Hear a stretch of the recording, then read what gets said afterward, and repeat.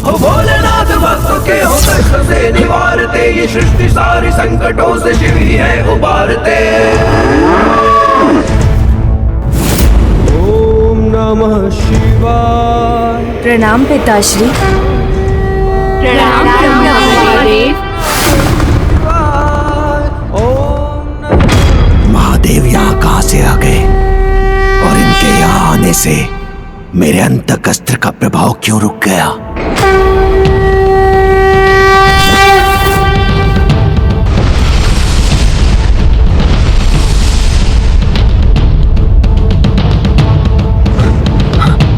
मेरा अंतकस्त्र, उसका प्रभाव कैसे नष्ट हो सकता है?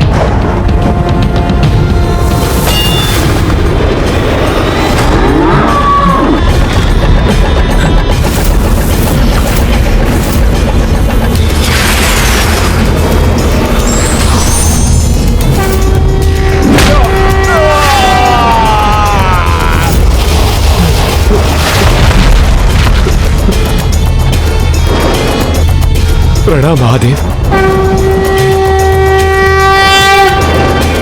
प्रभु, इस अस्त्र से प्रभावित होकर हमने माता पर फांस साधने का दुस्साहस किया। हम क्षमा प्रार्थी हैं।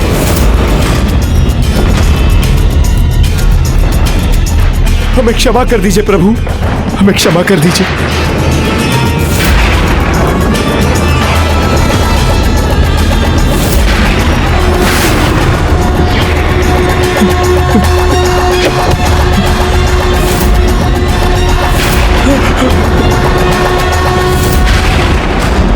माता, आप तो करुणा और दया की देवी हैं। आप तो हमारी विवशता जानती है माता। भूल हो गई हमसे माता, हमें क्षमा कर दीजिए, हमें क्षमा कर दीजिए माता।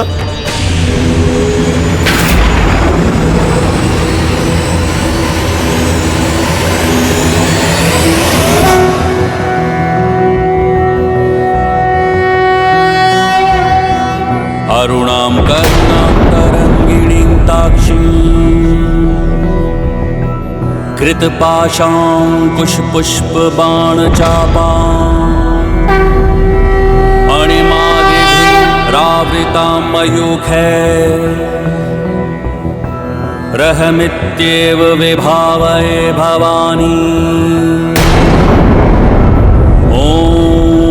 श्रीमाता श्रीमहाराज्ञी श्रीमत् सिंहासनेश्वरी चिदग्निकुंड संभूता देवकार्य समुद्यता।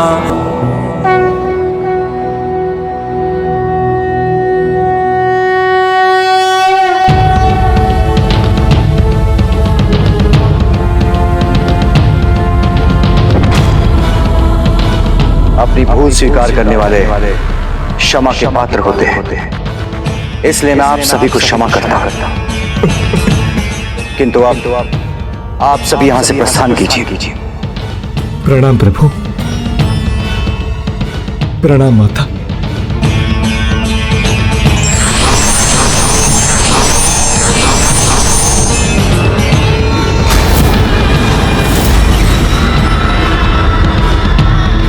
धर्म की छांव का लाभ उठाकर तूने अधर्म का पौधा रोपा। इससे घृणित कुछ भी नहीं, यहां तक कि अपने सृजन को विवश किया, जिससे तुम्हारी रक्षा हेतु मैं तुम्हारे साथ रह सकूं। किंतु हे मूर्ख ज्ञानी, मेरे रोम रोम से लेके सृष्टि के कण कण में उन्हीं का वास है। संपूर्ण शक्ति के स्रोत के विरुद्ध ऐसी कौन सी शक्ति का प्रयोग करोगे तुम? तुम्हारे पापों का दंड मैं तुम्हें अभी भी दे सकता हूं, किंतु तुम्हारी नियति यही है, तुम्हारे सभी महापापों का महादंड देवी ललिता ही देंगी। देवी ललिता ही देंगी। देवी ललिता ही देंगी।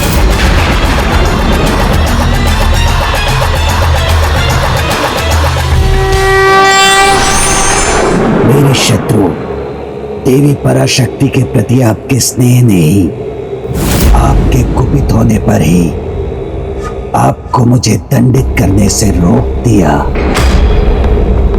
किंतु मैं भंडासुर स्नेह, प्रेम, इन सभी भावनाओं पर विजय प्राप्त कर चुका हूं। अब ये प्रकारे किसी भी प्रकार इस देवी पर विजय अवश्य प्राप्त करूंगा मैं।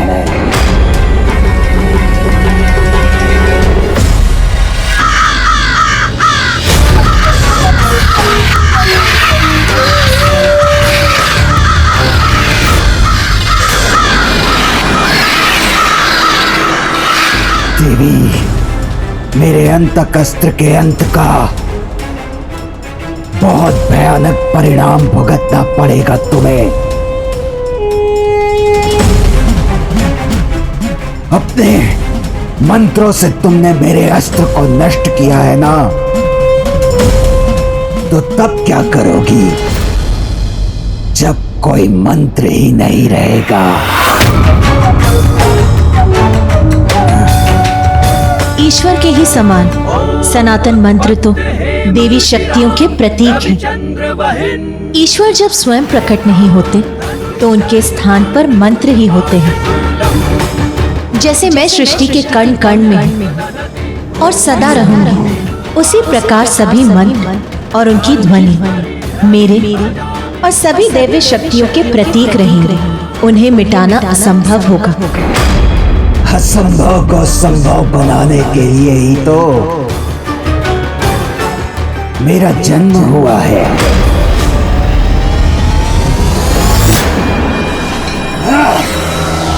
अब और मूर्खता मत करो भंडासुर। मंत्रों को हानि पहुंचाने का प्रयास कदापि मत करना।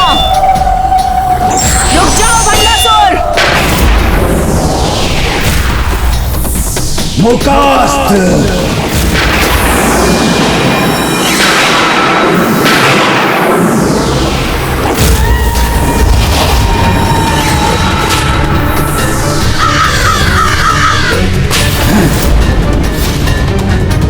मूकास्त्र समस्त संसार को मूक बना देगा। ध्वनि का अस्तित्व ही समाप्त हो जाएगा। ना पक्षियों की चहचहाहट रहेगी और ना ही सिंह की गर्जना। ना शांति प्रदान करने वाले वाद्य यंत्रों में कोई स्वर होगा और ना ही चेतावनी देने वाले नगाड़ों का नाद। ना ही ऋषि मुनियों के मंत्रोच्चारण की वाणी होगी और ना ही हम देवी देवताओं के मुख में। भंडासुर, तुम मुकास्त्र से जो भी करने का प्रयास कर रहे हो वो कदाचित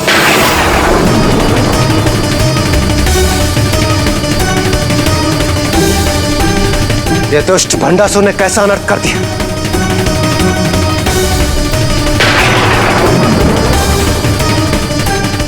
ऐसा कदापि नहीं होना चाहिए। स्वामी,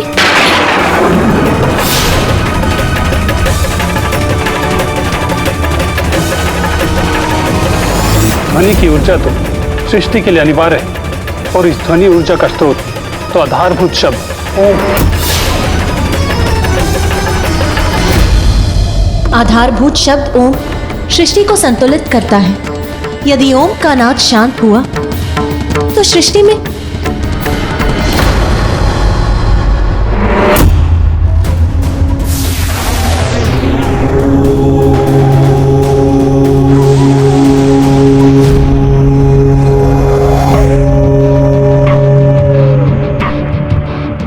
शीघ्र ही ये समस्त संसार अनेक विस्फोटों की श्रृंखला बनकर समाप्त हो जाएगा। फिर मैं भंडासुर स्वयं अपने ब्रह्मांड का निर्माण करूंगा। इतना तो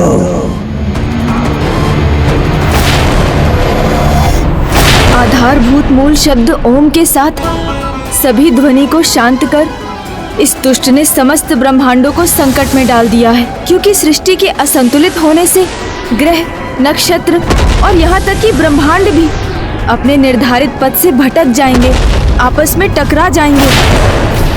हमें शीघ्र इस संकट का कोई समाधान ढूंढना होगा। संसार में ध्वनि को लौटाने का क्या उपाय है? ऐसा कौन है जो अन्य स्वर के साथ मूल स्वर ओम को गुंजायमान कर सकता है।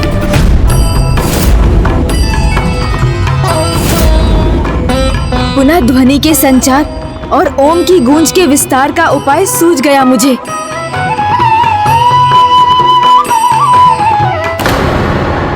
किंतु माता ने तो मुझे यहीं अपने श्री रथ पर रहने का आदेश दिया था।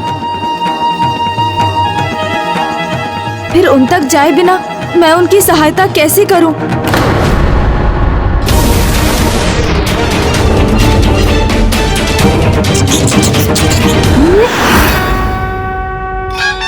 मूषक जी, अब आप ही इस कार्य में मेरी सहायता कर सकते हैं।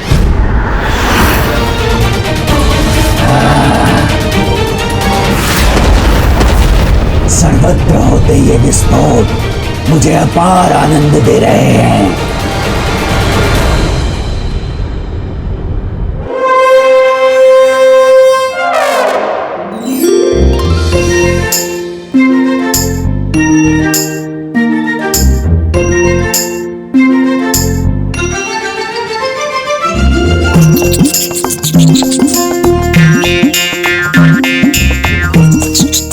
बिना बोले मैं कैसे समझाऊं मूषक जी को?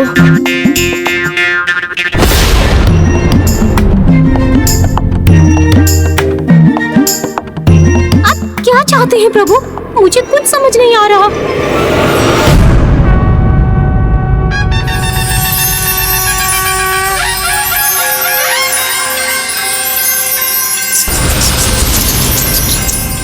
वीणा, समझ गया प्रभु।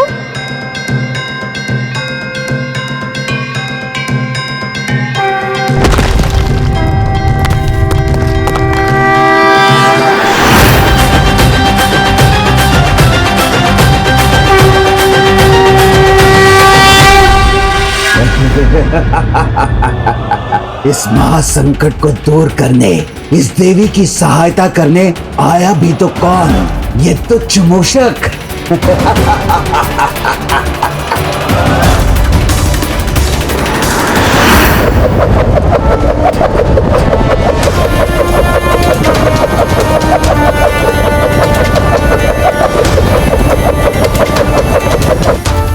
ऐसी विकट परिस्थिति में मूषक जी यहाँ वहाँ दौड़कर क्या संकेत देने का प्रयास कर रहे हैं?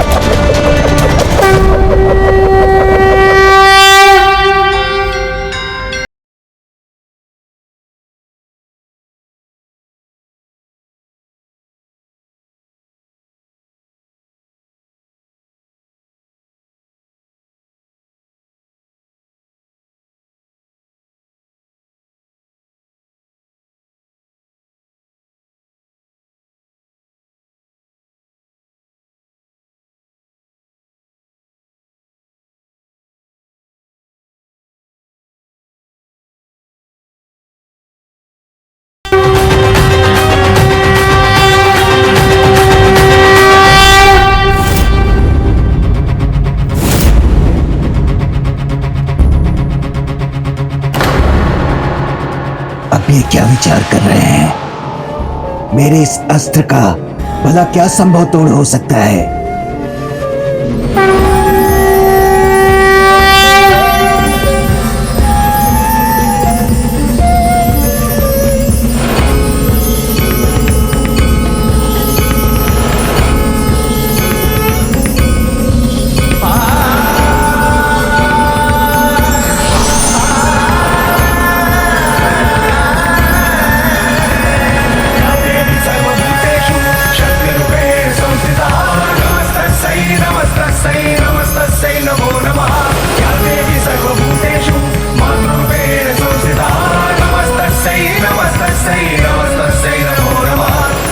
ओम महावाग वादिनी अस्त्र।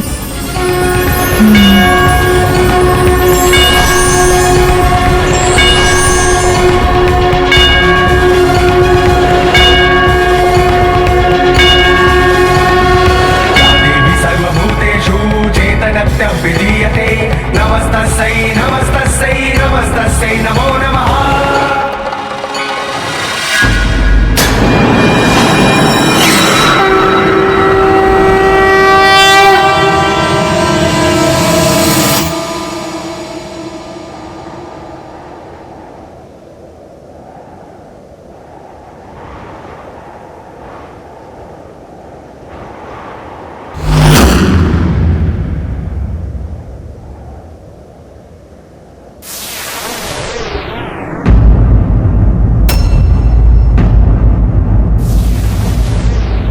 अब विनाश में अधिक समय शेष नहीं। माता की कृपा से अब इस समस्या का समाधान शीघ्र होना चाहिए। जब संसार से ये समस्त ध्वनि लुप्त हो चुकी है तो ये देवी वीणा बजाकर क्या सिद्ध करना चाहती है?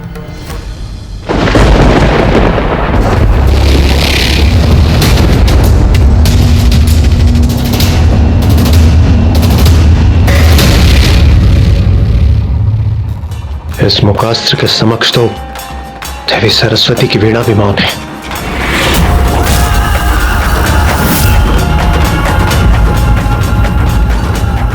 देवी, तुम्हारी वीणा सृजन कर सकती है, विनाश को रोक नहीं सकती।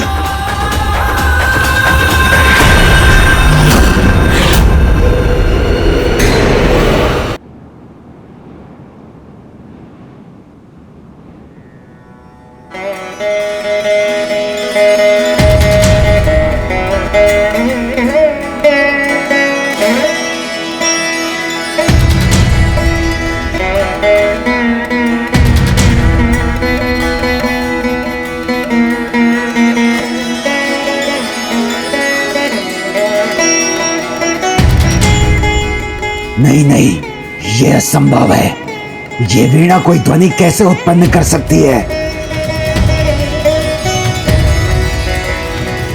इस स्वर को मिटा दूंगा मैं।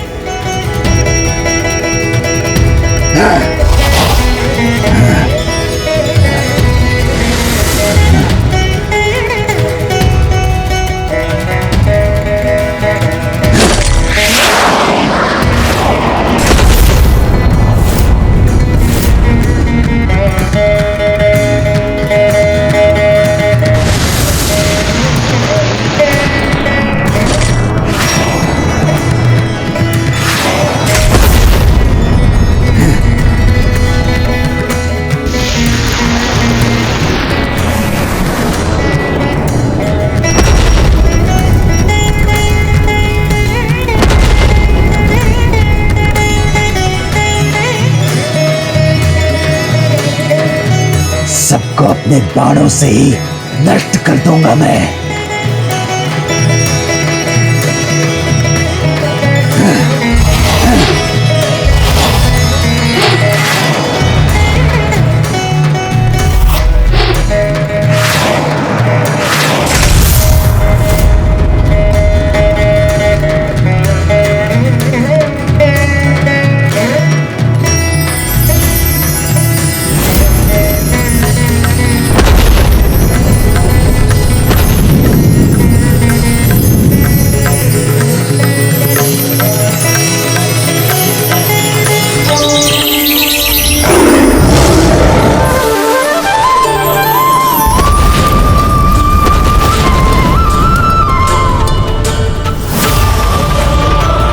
मेरा ये उपाय भी व्यर्थ हो गया। अब क्या करूं?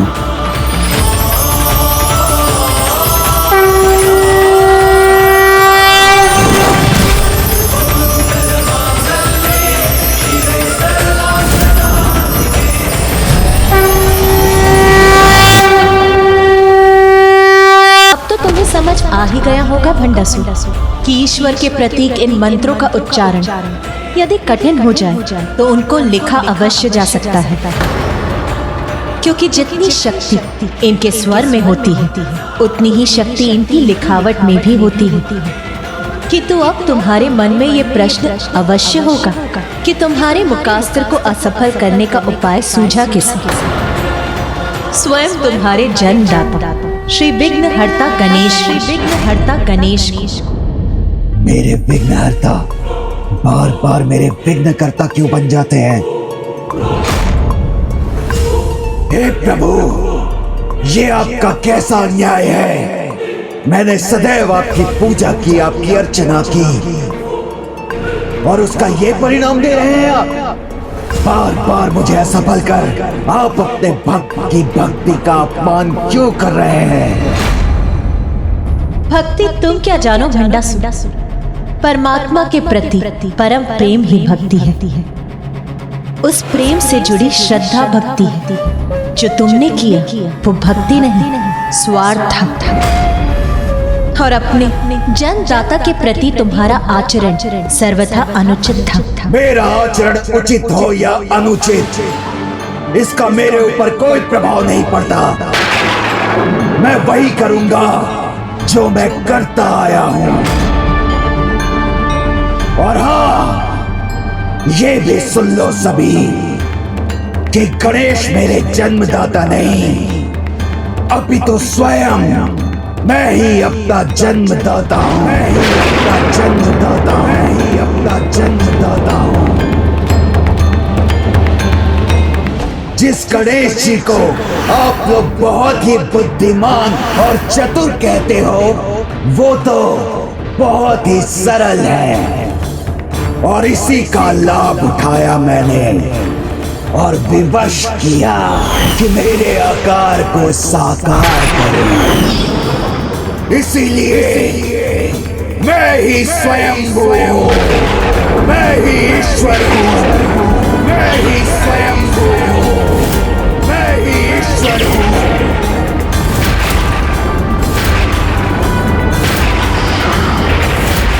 यही नहीं, मैंने अपने जन्म के पश्चात भी अनेकों बार उनका लाभ उठाया है। मोदक के बंधन में बांधकर उन्हें अमरपुर में ही रहने पर विवश कर दिया था मैंने। इतना ही नहीं, जब ये बालिका रश्मि प्रभा को बचाने आए थे, मैंने फिर इनके स्वभाव का लाभ उठाकर इनके सामने से ही रश्मि प्रभा को अपने साथ ले गया। इन वृद्धा के इस अंतिम चरण में तुम प्रभु गणेश जी का आवाहन कर अपने स्थान पर उनसे इन वृद्धा के हाथों खीर खाने का अनुरोध कर सकती हो। इसलिए इन्हें चतुर समझना तुम्हारी बहुत बड़ी भूल है देवी। भंडासुर, बहुत बोल चुके हो तुम। ये मत भूलो कि गणेश बुद्धि और ज्ञान के देवता हैं।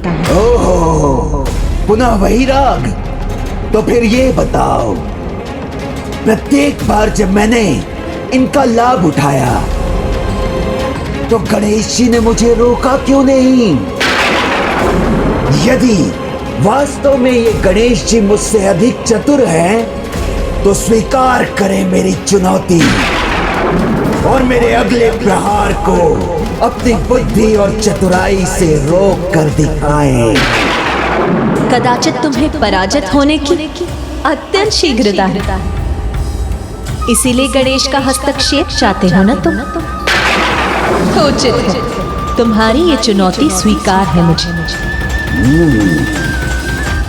तो भंडासुर, अब तुम अपनी संपूर्ण बुद्धि और चतुराई से अपने अस्त्रों का चुनाव करो।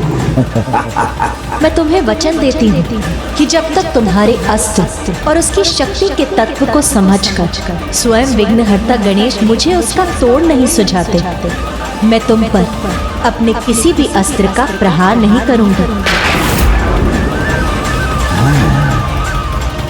अब ये युद्ध मात्र गणेश की बुद्धि से ही लड़ा जाएगा। गणेश की विफलता मेरी विफलता होगी।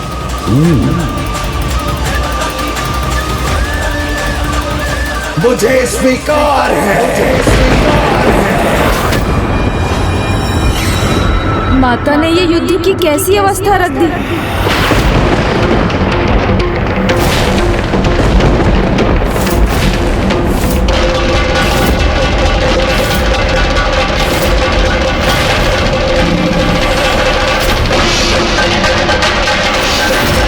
सामर्थ्य और बुद्धि का प्रयोग कल्याण के लिए किया जाता है, ना कि विनाश के लिए। भंडासुर, उनकी परीक्षा केवल उन्हें बढ़ चढ़कर बताने से नहीं, अभी तो अवसर आने पर उसके उचित प्रयोग से होती और उसका ज्ञान तुम्हें अभी इसी युद्ध में हो जाएगा। ज्ञात हो जाएगा तुम कि तुम क्या, मैं क्या, और ज्ञात हो जाएगा कि कौन और क्या है प्रथम पूज्य गणेश। और ज्ञात हो जाएगा कि कौन और क्या है प्रथम पूज्य गणेश।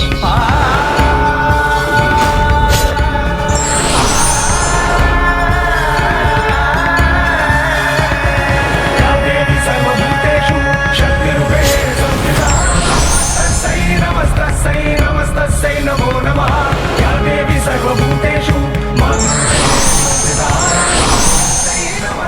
माता ने मुझ पर संपूर्ण सृष्टि की रक्षा का उत्तरदायित्व सौंप दिया। पुत्र गणेश, मेरे आदेश के अनुसार तुम अभी तक इस युद्ध भूमि से दूर थे और अब मेरे ही आदेश से इस युद्ध में तुम मेरा साथ दोगे।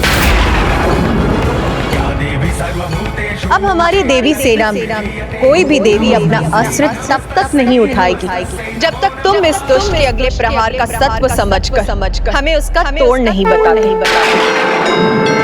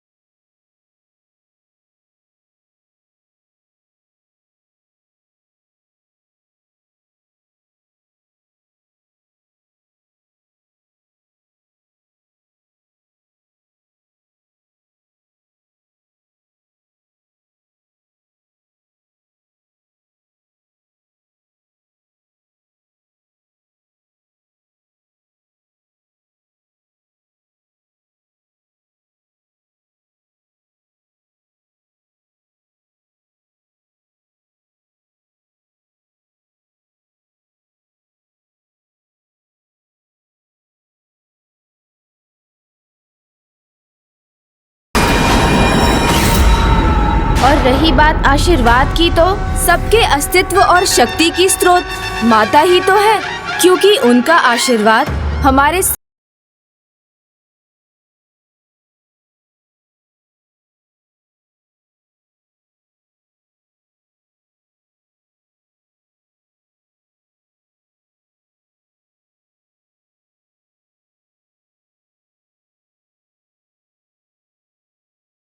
में डूबकर भंडासुर ये भी भूल गए कि जहाँ मंगल मूर्ति गणेश वहीं मंगल शुभता है और ये दिव्य प्रकाश उनके आगमन से देवी सेना में उसी शुभता के विस्तार का प्रतीक है।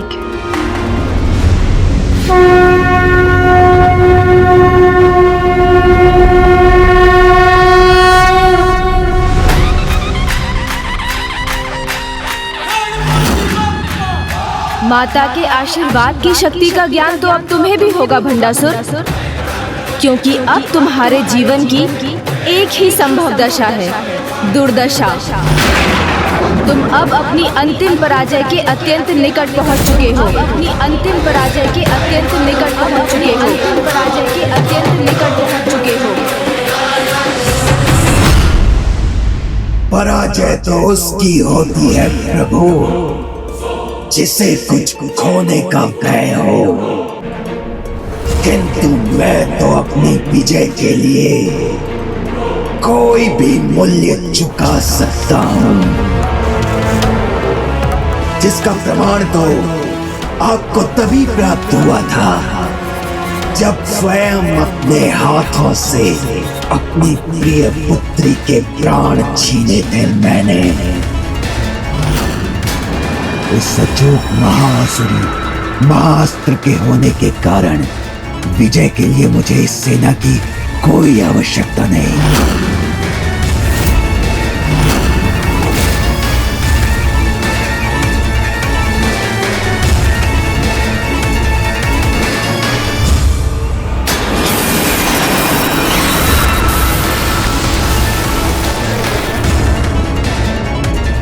और स्नेह रूपी अपनी दुर्बलता को पराजित कर अपनी जय का वो क्रम आरंभ किया जिसका अंत मेरे सामने खड़ी इस नारी की पराजय से ही होगा।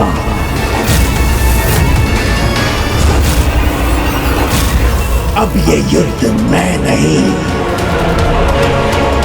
मेरा अस्त्र लड़ेगा। और ये अस्त्र आपको किसी का स्मरण भी करवाएगा, आपको किसी का स्मरण भी करवाएगा, आपको किसी का स्मरण भी करवाएगा।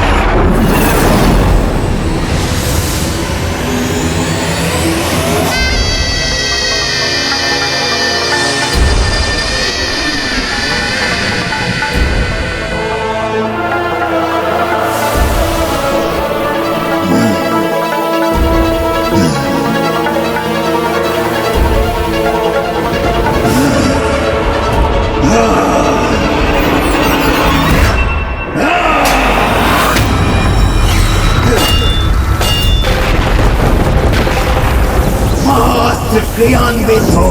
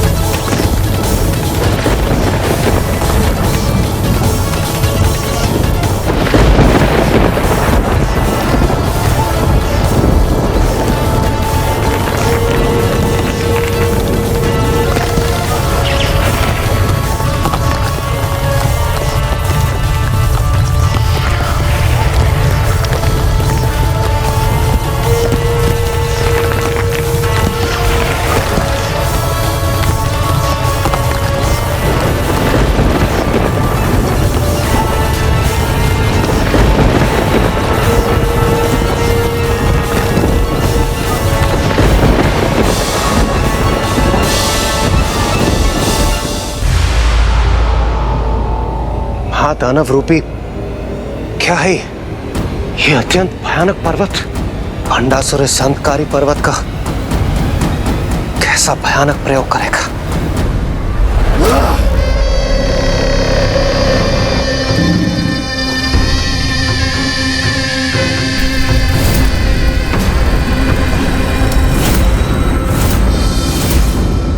अब ये मेरा महाआसुरी अस्त्र और मेरे पीछे स्थित इसकी शक्ति मेरी इच्छा अनुसार मेरे लिए युद्ध करने के लिए पर्याप्त है।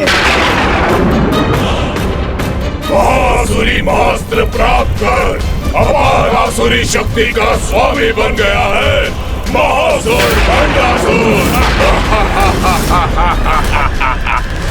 मैं आप सबको पुनः एक अवसर दे रहा हूं, तो विलंब किस बात का? प्रमाणित कीजिए कि आप सबका कोई अस्तित्व है। विजय प्राप्ति के बाद मेरे साथ इस सृष्टि पर अनंत काल तक राज करने का अवसर प्राप्त कीजिए। हाँ हम तैयार हैं, हम तैयार हैं, हाँ हम तैयार हैं, हम तैयार हैं, तैयार हैं, तैयार है। देवी, अब मेरा अगला और भयंकर प्रहार सहने के लिए तैयार हो जाओ। तैयार हो जाइए असुर सम्राट महिषासुर। प्रथम आक्रमण आपको ही करना होगा। हाँ! एक नारी ने ही आपका अपमान कर आपका वध किया था ना?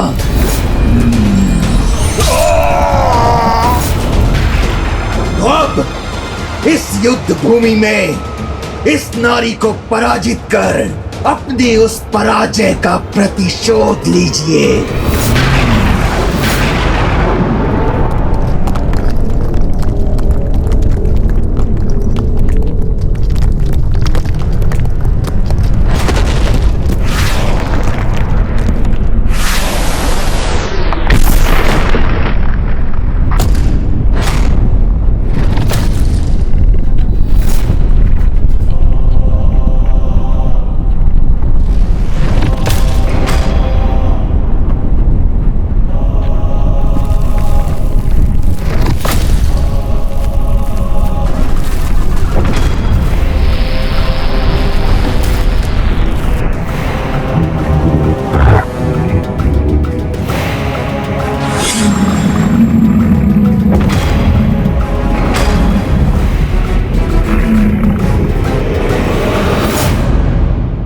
भंडासुर के सभी असुर महायोद्धाओं का तो अंत हो चुका है, तो फिर ये कौन है?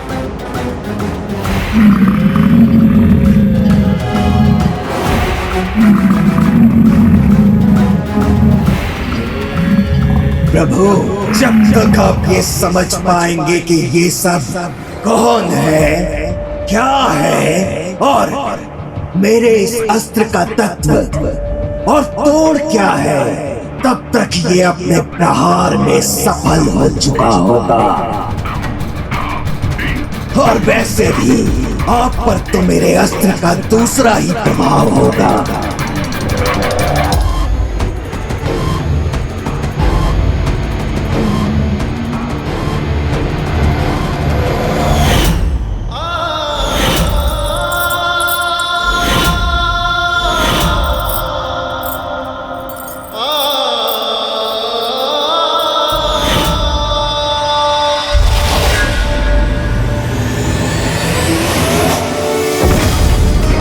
दुष्ट भंडासुर ने एक साथ 2 प्रहार किए हैं। एक और तो उसने माताओं को शारीरिक क्षति पहुंचाने के लिए अपनी महिष सेना का आवाहन किया है, तो दूसरी ओर रश्मि प्रभा का स्मरण कराकर उसने अनुज गणेश पर भी मानसिक प्रहार किया है।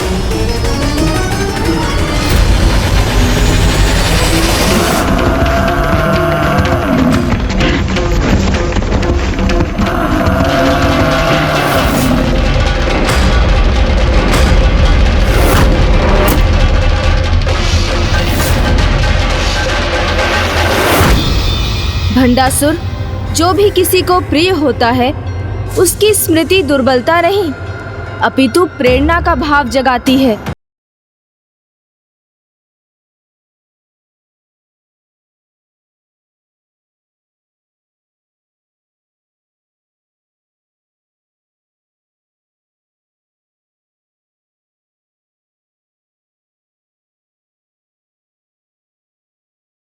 को ढूंढ कर करूंगा।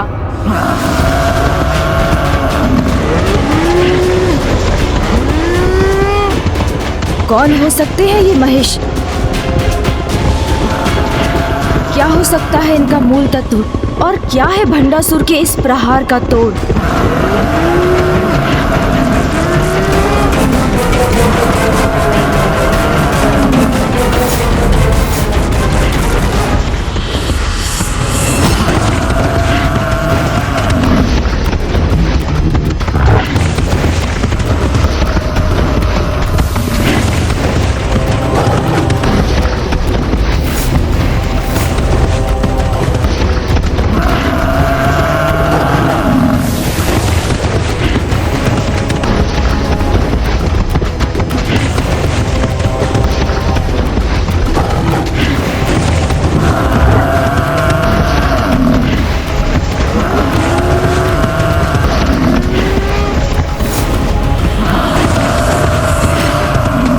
मुझे कुछ सोच क्यों नहीं रहा है? कहीं मुझे विलंब ना हो जाए।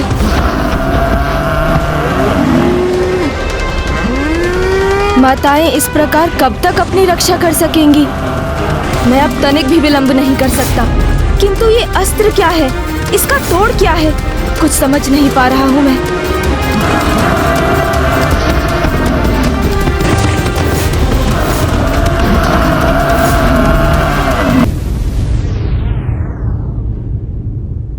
पिताजी, आप लौट आए।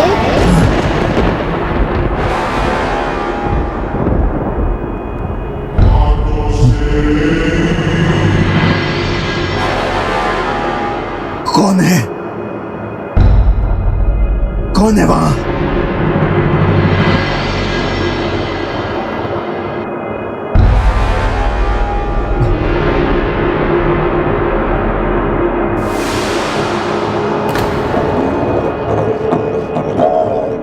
ये रक्त क्यों बार बार आ जाता है मेरे हाथ पर? कैसे मुक्त होऊंगा मैं? असुरराज,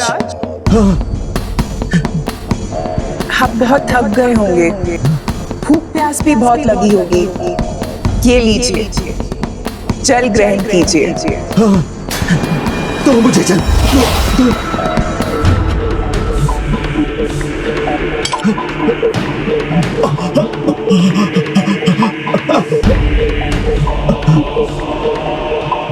इसमें तो कुछ भी नहीं है। मुझे प्यास लग रही है। जल चाहिए सुंदरी, जल चाहिए मुझे सुंदरी। पिताजी, आपको जल चाहिए ना, तो वो मैं आपके लिए ले आता हूँ। विशंक, मेरा पुत्र विशंक। पिताजी, आपकी प्यास बुझाने हेतु मैं जल ले आता हूँ। इंद्रशत्रु, कहाँ हो तुम पुत्र? रुकिए ज्येष्ठ, मैं जल ले आता हूँ। हाँ ज्येष्ठ, हमने आपके सभी ब्रह्मांडों में लाकर हम जल ले आएंगे। सभी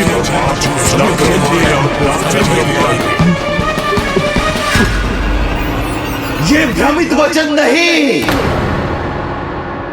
अपनी प्यास बुझाने के लिए जल चाहिए मुझे, वास्तविक जल। रश्मि प्रभा की स्मृति जगाकर गणेश को संकट में डालने का प्रयास करने वाला भंडासुर अब स्वयं अपनी स्मृतियों के जाल में उलझ गया है।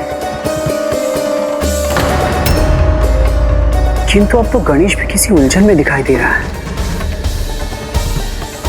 माता, मुझे लगता है गणेश चिंतन में है, क्योंकि उसे शीघ्र इस महिष आक्रमण का तोड़ सोचना है।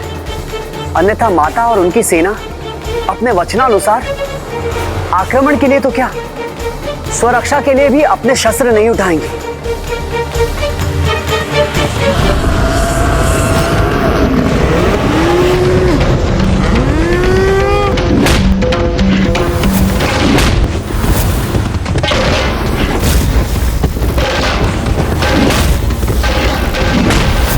माताएं इस प्रकार कब तक अपनी रक्षा कर सकेंगी?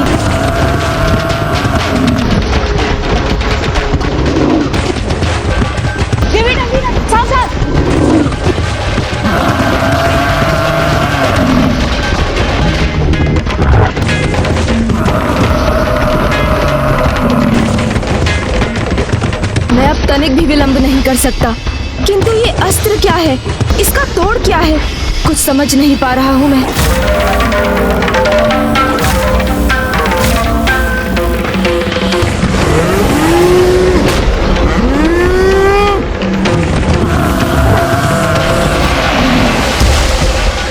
माता, मुझे आशीष दीजिए कि मेरी बुद्धि शीघ्र कुछ समाधान सोचने में सफल हो सके।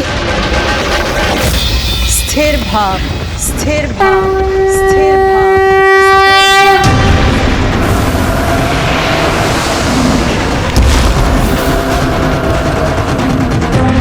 जिस प्रकार सागर की गहराई में उतरकर रत्न प्राप्त होते हैं, उसी प्रकार किसी भी समस्या का हल ढूंढने के लिए स्थिर रहकर बुद्धि की गहराई में उतरना आवश्यक है।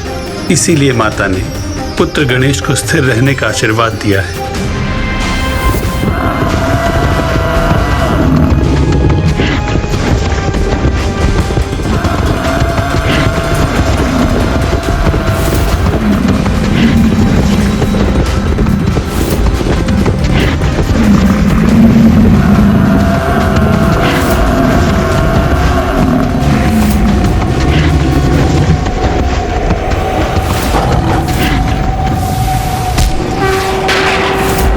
माता, काम, क्रोध, लोभ, मोह, मद और माया के प्रभाव से प्रभावित व्यक्ति की जब बुद्धि भ्रष्ट हो जाए और वो एक हिंसक पशु के समान व्यवहार करने लगे, तो वो आकार और प्रकार दोनों से महिष ही हो जाता है।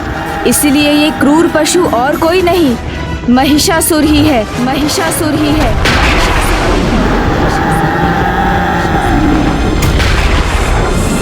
जिसका अंत स्वयं पाप विनाशिनी सिंह वाहिनी, अपने भीतर 9 देवियों का रूप समाहित रखने वाली आदि स्वरूपा, अपने घंटे के नाद से ही शत्रु को मूर्छित करने वाली और अपने दर्शन मात्र से मोक्ष के द्वार खोलने वाली, अनेक सिद्धियों की दात्री, 10 भुजाओं में अस्त्र शस्त्र धारण करने वाली माता दुर्गा के रौद्र रूप से ही संभव है। माता दुर्गा के रौद्र रूप से ही संभव है।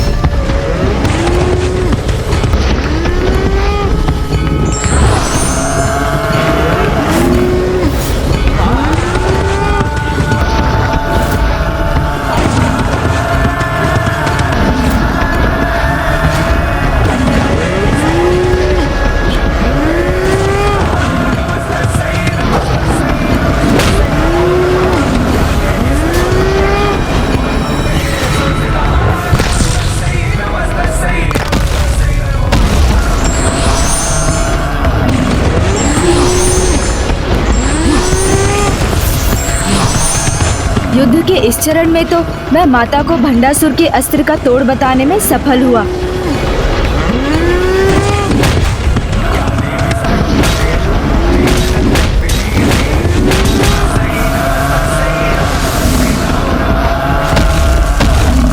मेरा ये महेश आक्रमण व्यर्थ कैसे हो सकता है?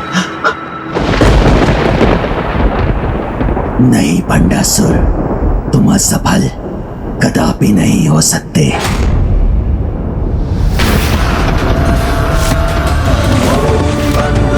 क्षणनिभं रुचिराक्षमाला पाषाण कुशोच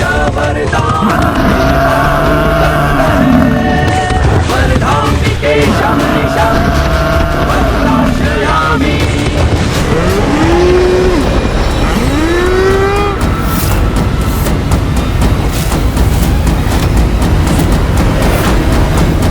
ये महिषासुर जितनी बार भी धराशायी होंगे, उतनी ही बार दुगनी शक्ति से पुनः उठ खड़े होंगे।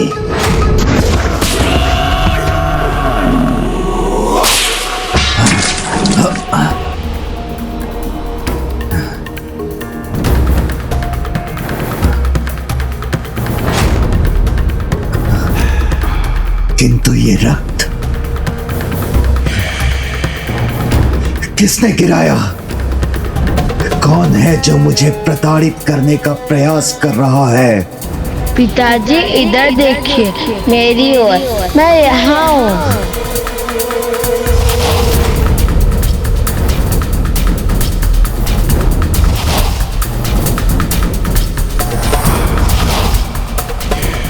पिताजी, आपके पुत्र आपकी सेवा में हैं यहाँ। नहीं, मिटा दूंगा मैं इस रक्त को और इन सभी मिथ्या स्वरों को।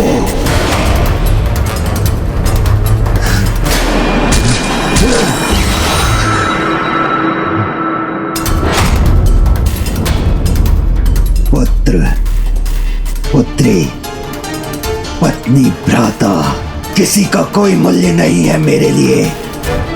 मुझे तो बस अपनी विजय चाहिए, जिसे कोई टाल नहीं सकता, स्वयं गणेश जी भी नहीं। मेरे दिए तोड़ के अनुसार माता ललिता द्वारा रौद्र दुर्गा माता रूप में उनके प्रहार से भी महिषासुर का अंत क्यों नहीं हो रहा है?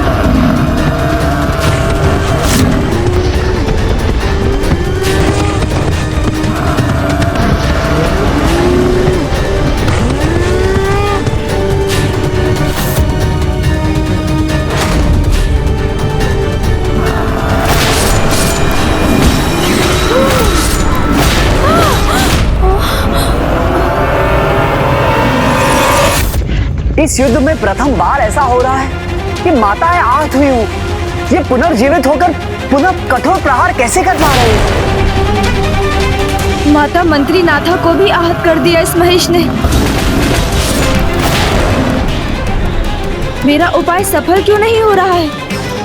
अवश्य कुछ तो और तत्व है इनके इस आतंक के पीछे।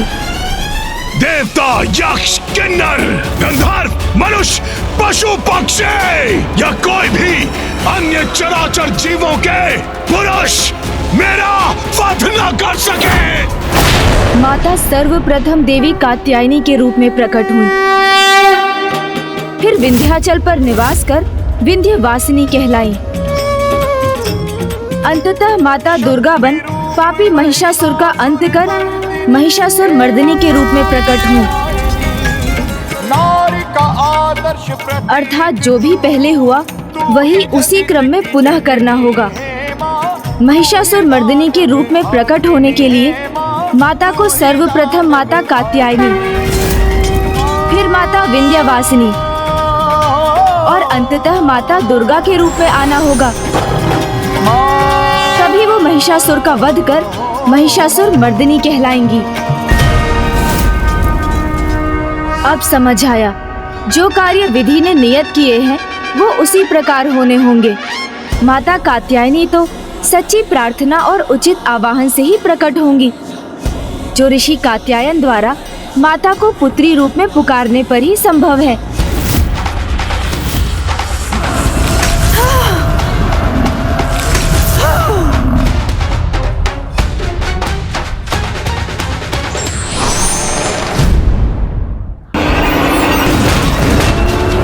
ये गणेश अचानक शुद्ध भूमि से कहाँ चला गया?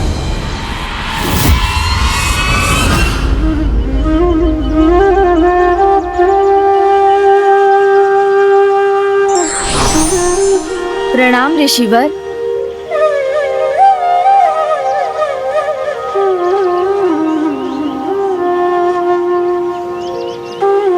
प्रणाम गौरी नंदन गणेश, आप यहाँ? हाँ ऋषिवर, मैं एक अनुरोध लेकर आया हूँ। आपका अनुरोध मेरे लिए आदेश के समान है, बताइए। आपको पुनः उनका आवाहन करना होगा। किनका प्रभु? उन्हीं का जिनकी आप उपासना कर रहे थे, आपकी पुत्री माता कात्यायनी का।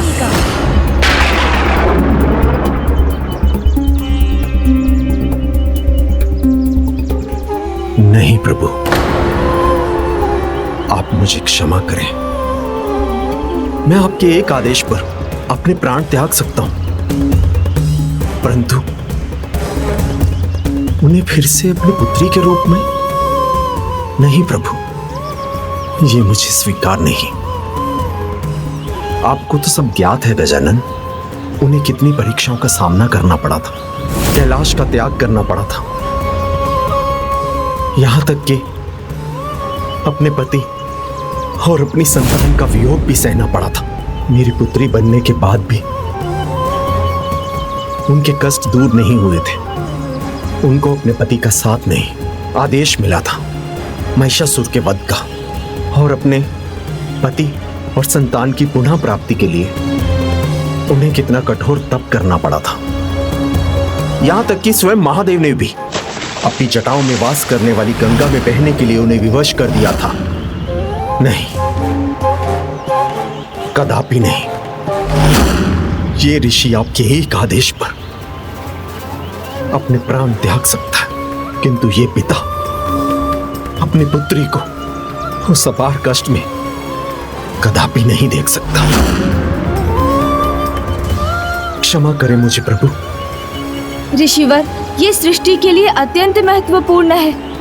प्रभु, आपका आगमन ही इस कार्य की महत्वता को दिखाता है, लेकिन अपनी पुत्री के सुख के आगे सब महत्वहीन है, इसलिए मुझे आप क्षमा करें। किंतु ऋषि कात्यायन के आवाहन के बिना माता कात्यायनी प्रकट नहीं होंगी, और ऐसा हुआ तो सभी का संकट बनने वाले इस महिषासुर का वध असंभव हो जाएगा।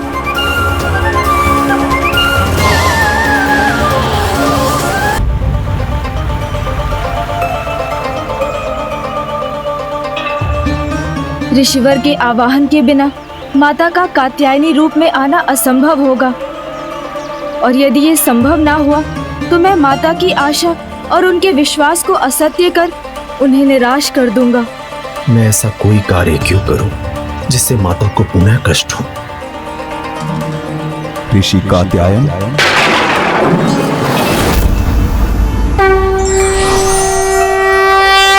प्रभु गणेश जी,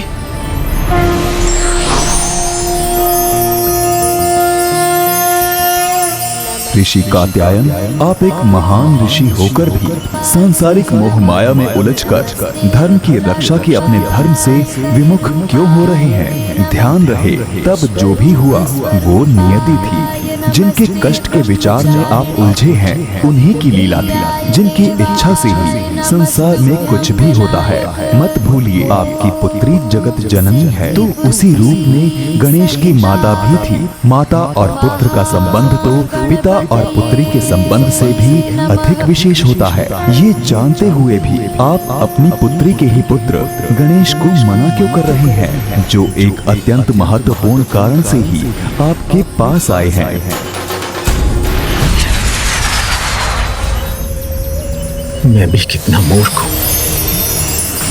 मैं उन्हें मना कर रहा था जो स्वयं मेरी पुत्री कात्यायनी के अंश है, जो देवी माता के ही रूप है। रुकिए प्रभु,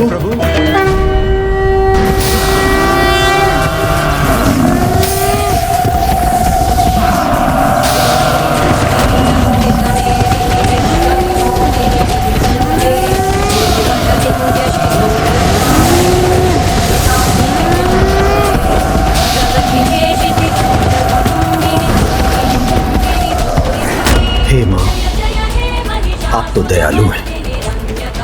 आप अपने भक्तों को कभी निराश नहीं करती हैं। उन पे सदा आपकी कृपा बनी रहती है। आज संसार में फिर से विपदा के इन क्षणों में ये भक्त आपको पुकार रहा है मां। अपने इस भक्त पर कृपा कीजिए मां। विलंब से ही सही मां, किंतु मुझे अपनी भूल का आभास हो गया। मैं गजानन के अनुरोध को भी समझ नहीं सका, इसलिए मुझे क्षमा करें मां। और एक बार पुनः अपनी ममता से मेरी झोली भर दो मां। एक बार पुनः मेरी पुत्री कात्यायनी के रूप में प्रकट हो जाइए मां।